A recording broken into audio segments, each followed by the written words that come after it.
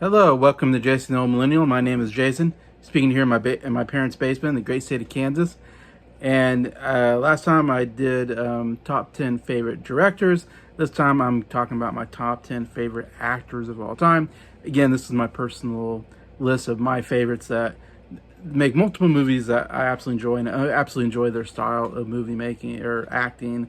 And these are actors from recent ones to ones that acted a long, long time ago. Anyway, so I have a good variety here, I think, and a variety of drama and comedy as well. So let's start off the list. Number 10 with the really, really funny Will Ferrell.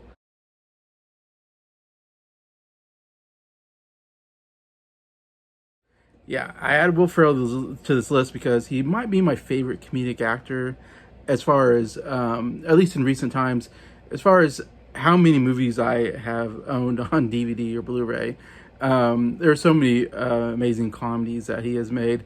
And I don't know, I think he's, yeah, one of the funniest people ever. I became a huge fan of him when I first saw him on Saturday Night Live back in the 90s.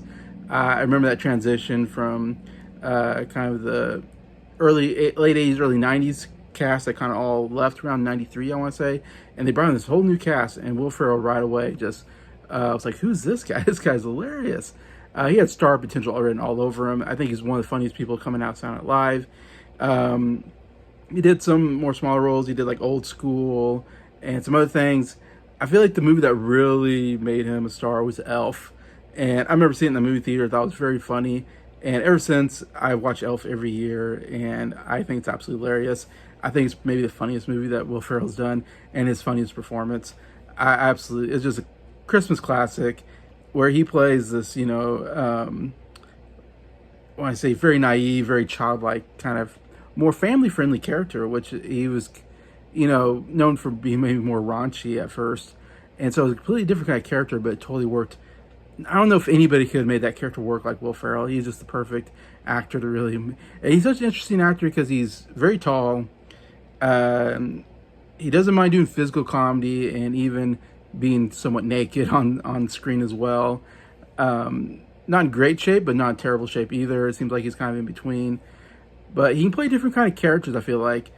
He can play the very, obnoxious character, very egotistical kind of character. And then he can play very nice characters that are aloof. Like in Elf, he plays, very different kind of character than anything else he's done, where he's just very childlike in his acting. But then you look at Anchorman, one of the funniest movies I think ever made, one of my all-time favorite comedies. Ron Burgundy, such an amazing character. He just not only the makeup and everything, that the way he does his voice, the way he does that character is just different than anything else. And that's what I love about Will Ferrell. As a comedic actor, he's not always the same. He doesn't play, not like Adam Sandler, who almost plays every character the same, and he knows the shtick, and that works. Will Ferrell seems like he's a character actor. He just changes the character for every time he does role. I mean, Anchorman's even different than Talladega Nights. And then you got Blades of Glory, Semi-Pro, and then you got Daddy's Home 1 and 2. Daddy's Home 2 especially is very funny. Also the other guys. I mean, like I said, he plays different each time and is absolutely hilarious in all of those movies. Anyway, so many very, very funny movies. Big fan of Will Ferrell. So he's here at number 10 on my list. Number 9, we're going with an older actor who made some of the best epics, and that's why I got him on the list, and that is Charlton Heston here.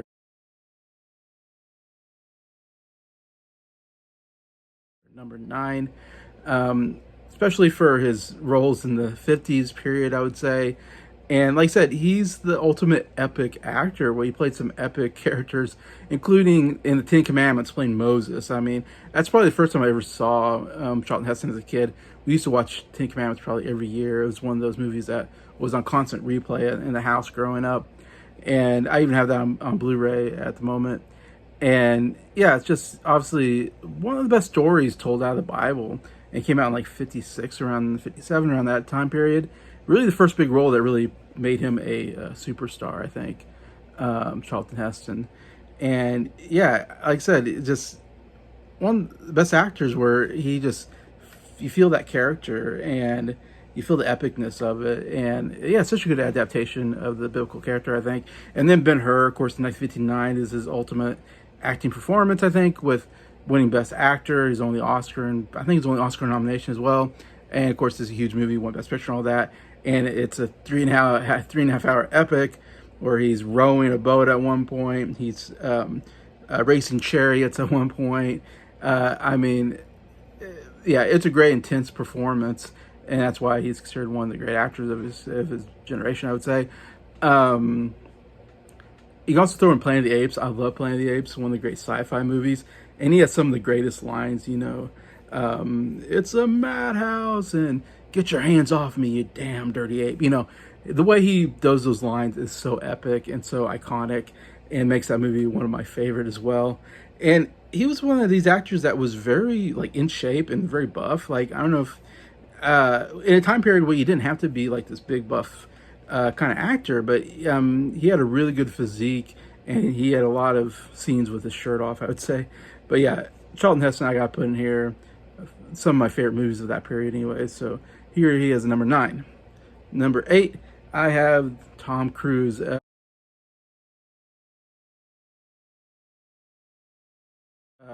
An actor who's still big today in his 60s. It's maybe the greatest action star we have.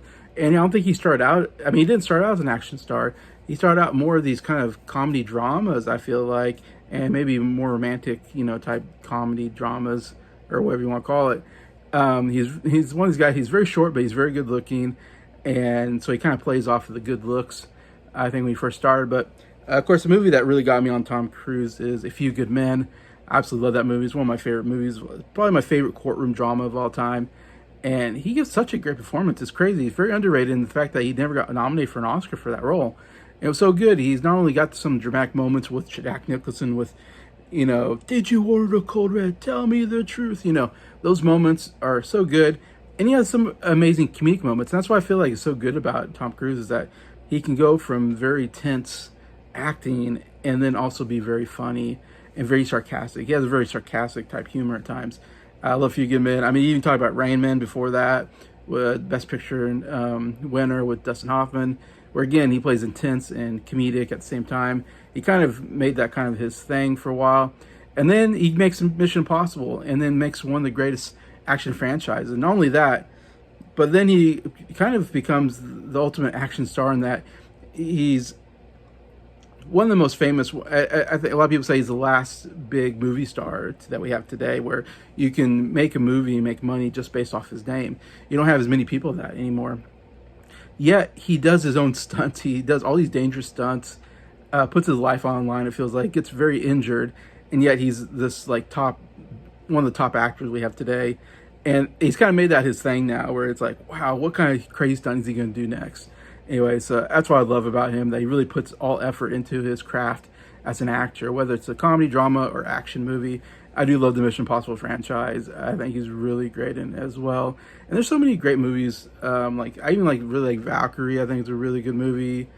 Yeah, and then he shows up in Tropic Thunder and as this really funny, outrageous character. Yeah, he's just one of those guys. Anytime he makes a movie, I want to see it, because I know Tom Cruise can deliver. So I hear Tom Cruise here, number 8. Number 7, definitely one of my favorite comedic actors of all time, and made some of my favorite movies, and that is Gene Wilder.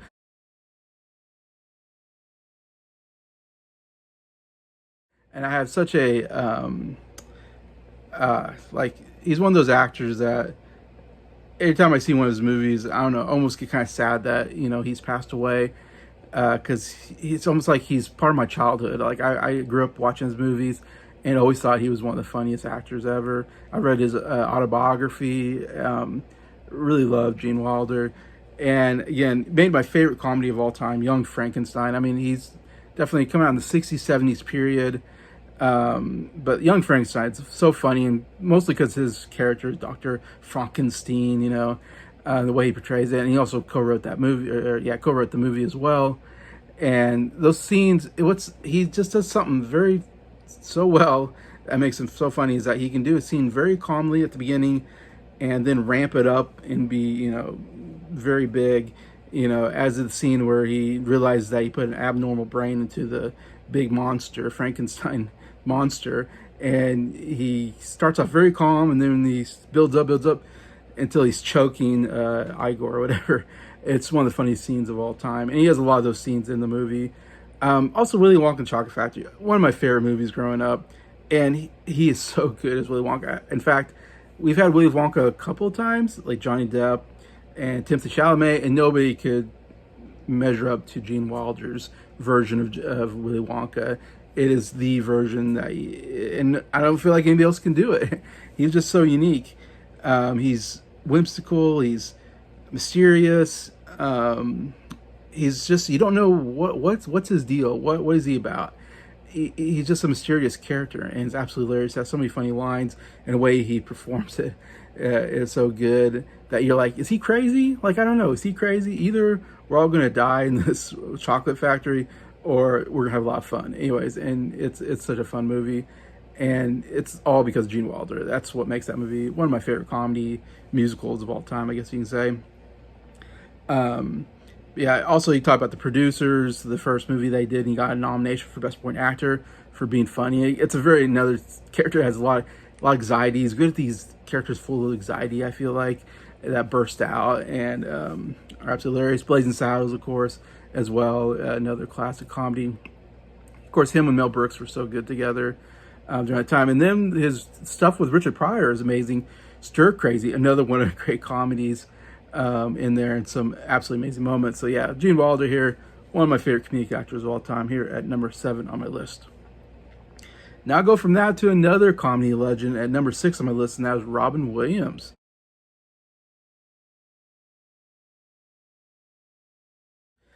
Yeah, he's another one, just like Gene Wilder, where of course I fell in love with him because of Aladdin. I saw Aladdin in the movie theaters twice. I still loved it, and the whole reason for Aladdin is Genie. Genie is my favorite Disney character of all time, and I fell in love with him when I watched it back when I was 9 years old, whatever. When I first saw the movie in the movie theater, and just thought Genie was so hilarious. And I didn't even really get all the references, but yet I laughed my head off. And now as I get older, I know all the references. And just what a great character for Robin Williams. He's so good at improvise. He's probably the best improvised actor of all time. And his ability to improvise stuff and then to animate it was such a perfect combination for that character. And definitely when Robin Williams died, I cried and I was so sad. And I think it's because I love Genie so much, and I hated seeing him pass away like he did. Yeah, absolutely love Genie. Just one of the all-time great characters. But even look at and again, I saw a lot of his comedies in theater in the 90s period, like Mrs. Doubtfire, like Patch Adams, Jumanji. Love Jumanji. And even in Mrs. Doubtfire, Jumanji, it's funny, Mrs. Doubtfire is a comedy, yet it has some great serious moments that he's such a good actor. Like, you think of him as a comedic actor, but he has some of the best serious moments in those movies. Even Jumanji is supposed to be kind of this fun action-adventure movie or whatever, but there's these father-son moments, it's about, there's a bit of father-son dynamic in there. Or when Robin Williams comes back and he's wondering what happened to his family, it's actually very sad and dramatic, him, missing his parents and stuff, and we go, wow, this is supposed to be kind of a fun movie, but yet I'm drawn in by Robin Williams and how tragic this character is, and all that. So that's what I love about Robin Williams. He can be so funny, yet also a great dramatic actor too, as well. That really brings you into the movie. He did a lot of stuff with that. Patch Adams, like I said, the same way. He's funny, then dramatic at moments. Good Will Hunting, again, very kind of funny role at times, but yet also very dramatic, and he won his Oscar for that. And Dead Poet Society is that's maybe my favorite. Might be my favorite performance of his, where it's still has some comedy in it. It's mostly dramatic, but yet with Robin Williams, he still throws in some of that comedy, and he's so good at performing these really likable, really memorable main characters, like in that movie as well. And then also to mention Good Morning Vietnam. I love that movie. Again, his ability to improvise, that's where you see his skill, where when he first does that radio morning, Good Morning Vietnam, and he just goes on with all these different voices, and that's just Robin Williams being Robin Williams. Nobody else can do what he could do. You can't script him. He's just so good. So yeah, Robin Williams here at number 6.